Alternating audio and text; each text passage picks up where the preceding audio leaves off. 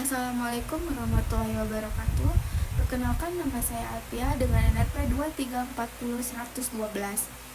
Di sini saya akan menjelaskan materi dari PPT yang saya buat, yaitu tentang ketenagakerjaan Kabupaten Karawang. Berdasarkan data dari Badan Pusat Statistik Kabupaten Karawang dan Provinsi Jawa Barat, banyaknya jumlah penduduk di Kabupaten Karawang pada tahun 2022 sebanyak 2.370.488 jiwa. Yang pertama, penduduk usia kerja dan angkatan kerja. Penduduk usia kerja merupakan semua orang yang berumur 15 tahun ke atas. Penduduk usia kerja cenderung meningkat seiring bertambahnya jumlah penduduk di Jawa Barat. Penduduk usia kerja pada Agustus 2022 sebanyak 1.826 juta orang dan naik sebesar 16,59 ribu orang jika dibandingkan dengan Agustus tahun 2021. Sebagian besar penduduk usia kerja merupakan angkatan kerja, yaitu 1.196 juta orang. Sisanya termasuk bukan angkatan kerja sebesar 629,56 ribu orang. Komposisi angkatan kerja pada Agustus 2022 terdiri dari 1.078 juta orang penduduk yang bekerja dan 118,01 ribu orang pengangguran. Apabila dibandingkan dengan Agustus 2021, jumlah angkatan kerja meningkat sebanyak 34,74 ribu orang. Penduduk bekerja naik sebanyak 54,15 ribu orang. Sementara pengangguran turun sebanyak 19,40 ribu orang. Tingkat partisipasi angkatan kerja atau TPAK mengalami peningkatan dibandingkan dengan Agustus 2021. TPAK pada Agustus 2022 sebesar 65,51% dan naik sebesar 1,32% poin dibandingkan dengan Agustus 2021. TPAK adalah persentase banyaknya angkatan kerja terhadap banyaknya penduduk usia kerja. TPAK mengindikasikan besarnya persentase penduduk usia kerja yang aktif secara ekonomi di suatu wilayah. Yang kedua, ada penduduk bekerja menurut lapangan pekerjaan utama. Komposisi penduduk bekerja menurut lapangan pekerjaan utama dapat menggambarkan struktur tenaga kerja di pasar kerja. Berdasarkan hasil Sakernas Agustus 2022, lapangan pekerjaan yang menyerap tenaga kerja paling banyak adalah sebesar 56,17%. Manufaktur sebesar 27,69% dan pertanian sebesar 16,14%.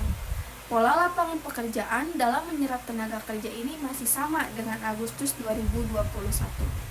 Dibandingkan dengan Agustus 2021, hampir semua lapangan pekerjaan mengalami peningkatan, dengan peningkatan terbesar pada lapangan pekerjaan jasa, yaitu 68,60 ribu orang, dan pertanian sebesar 16,40 ribu orang. Sedangkan penurunan pada lapangan pekerjaan manufaktur yaitu kurang dari 30,85 ribu orang. Yang ketiga, ada penduduk bekerja menurut status pekerjaan utama.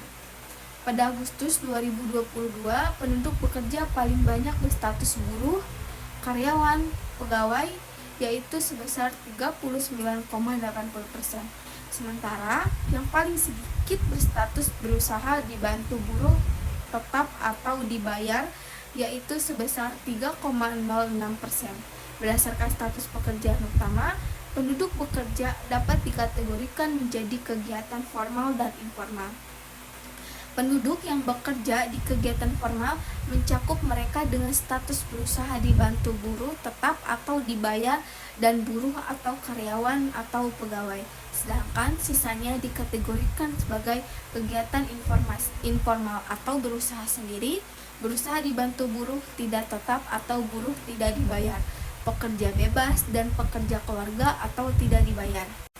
Pada Agustus 2022, penduduk yang bekerja pada kegiatan informal sebanyak 615,89 ribu orang atau 57,14%. Sedangkan yang bekerja pada kegiatan formal sebanyak 462,05 ribu orang atau 42,86%.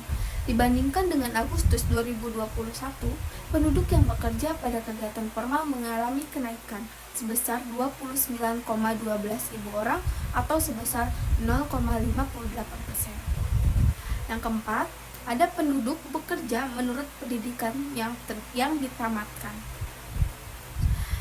Tingkat pendidikan dapat mengindikasikan kualitas dan produktivitas tenaga kerja pada Agustus tahun 2022. Penduduk bekerja masih didominasi oleh tamatan SD ke bawah atau tidak atau belum pernah sekolah atau belum tamat SD atau yang sudah tamat SD, yaitu sebesar 41,90%.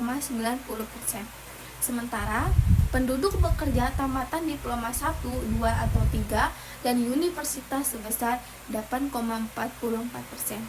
Distribusi penduduk bekerja menurut pendidikan mengalami sedikit perbedaan pola dengan Agustus tahun 2021. Dibandingkan dengan Agustus 2021, penduduk bekerja berpendidikan SD ke bawah, sekolah menengah kejuruan, diploma 1, 2, dan 3, dan universitas diploma D3, S1, S2, atau S3 mengalami pendidikan persentase masing-masing sebesar 0,77% poin atau 0,02% poin, 0,30% poin, dan 1,14% poin. Sementara penduduk bekerja dengan tingkat pendidikan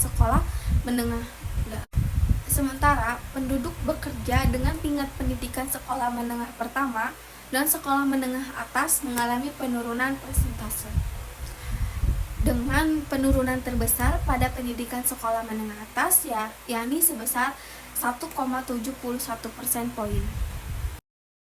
Ada penduduk bekerja menurut tingkat pendidikan dan jenis kelamin di Kabupaten Karawang pada tahun 2022. Pada gambar di PPT menjelaskan tentang persentase penduduk yang bekerja menurut tingkat pendidikan dan jenis kelamin tahun 2022. Penduduk yang bekerja di Kabupaten Karawang sebagian besar adalah yang berpendidikan SD ke bawah, baik untuk jenis kelamin laki-laki maupun untuk jenis kelamin perempuan, masing-masing sebesar 41,7% dan 43,31%.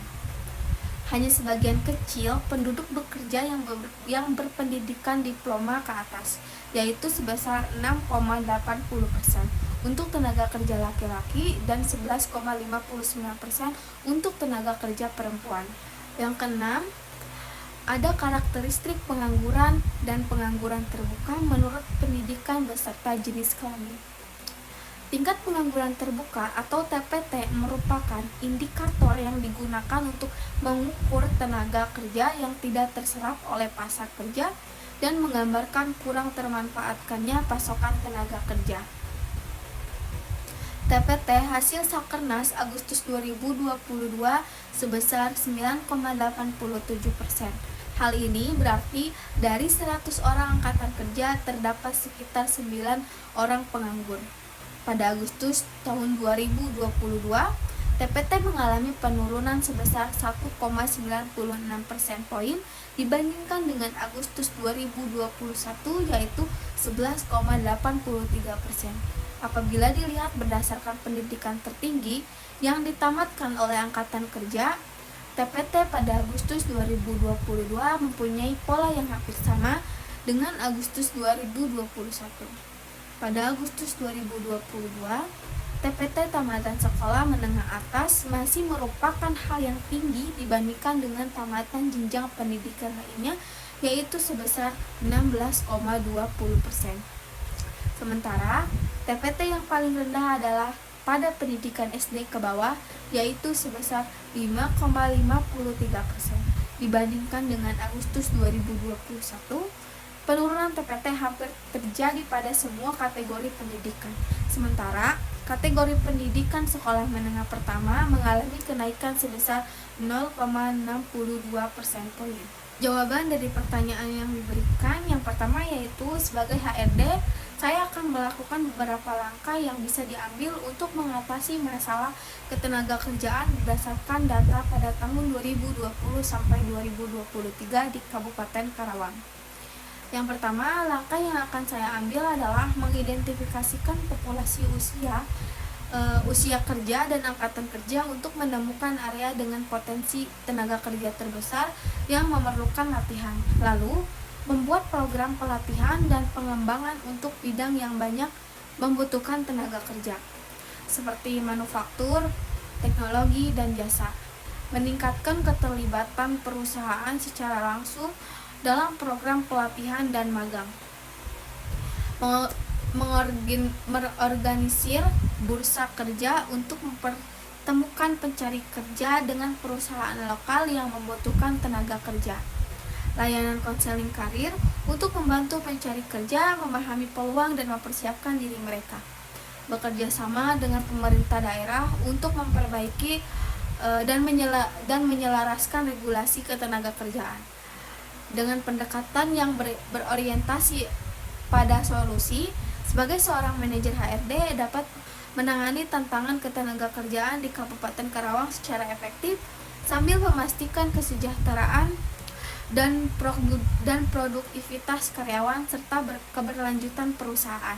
Untuk pertanyaan nomor 2, jawabannya yaitu jika saya menjadi manajer HRD mendapati para pekerja mengadakan demonstrasi untuk menuntut upah 2 kali lipat, maka situasinya menjadi kompleks. Hal-hal yang perlu saya dipertimbangkan dan dilakukan yaitu yang pertama-tama penting untuk memahami alasannya. Apakah tuntutan ini didasarkan pada kondisi ekonomi yang sulit atau ketidakpuasan dengan penggajian saat ini? Memahami akar masalahnya akan membantu merumuskan respon yang tepat.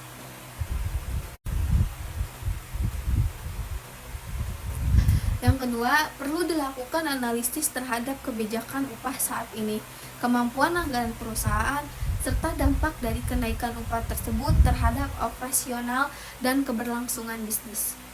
Yang ketiga, jika tercapai kesepakatan, pastikan implementasinya dilakukan secara transparan dan sesuai dengan prosedur yang berlaku, serta monitor dampaknya terhadap kondisi perusahaan dan kepuasan pekerja. Sekian dari saya. Assalamualaikum warahmatullahi wabarakatuh.